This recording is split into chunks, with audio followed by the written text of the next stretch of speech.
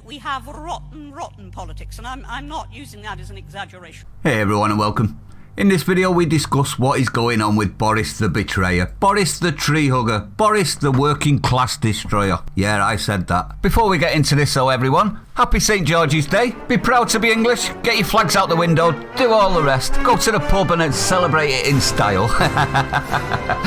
Happy St. George's Day. If you feel like buying me a pint, you can do so by checking out the PayPal link. Go and check it out. Shameless plug. This is in regards to his Green New Deal rubbish he and the left-wing conservatives are pushing, along with most other leaders in the Western world, Biden and Harris included. Now, what are they actually pushing? Well, he's agreed, apparently, to 78% carbon emissions reduction, not by 2050 as previously agreed, without asking us, I might add, but by 2035, without asking us again, I might add. Currently, just so you know, the world is using 3% of all of its power from clean sources, i.e. green power. 3%. Why? I'll tell you why. Because the technology is not good enough to do what they want. It's vital for all of us to show that this is not all about some expensive, politically correct green act of bunny hugging. Let me say this, Boris. If you're having to assure the population that that's not what you're doing, that's exactly what you're doing. And we call it tree hugging, but it's the same difference. Or however you want to put it. I'm not wrong with bunny hugging, but you know what I'm driving at, friends and colleagues.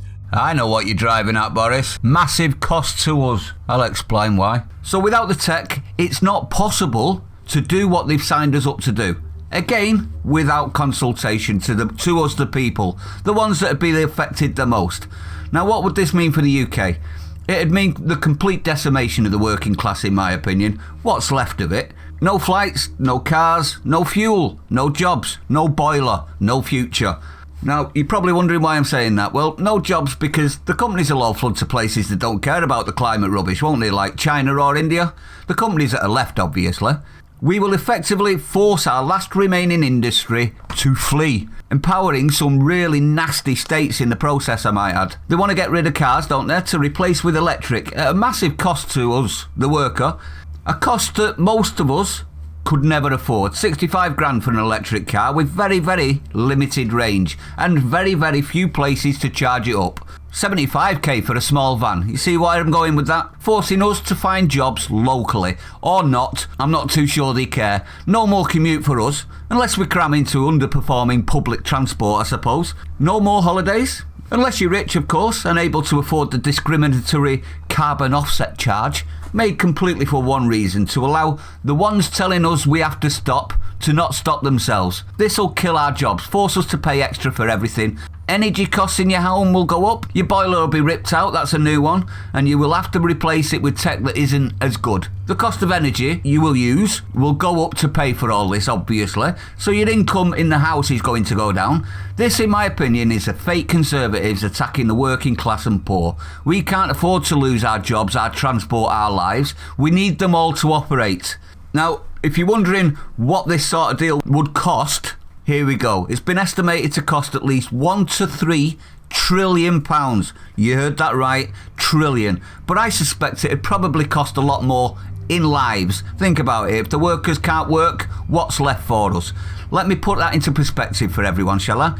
Every household in the country will be £20,000 worse off to pay for it. Is it looking so rosy now, everyone? Not my numbers, but obviously that's from economists around the country. Every state that has implemented a Green New Deal policy has seen the cost of living go up threefold in the USA. It's been tried and failed.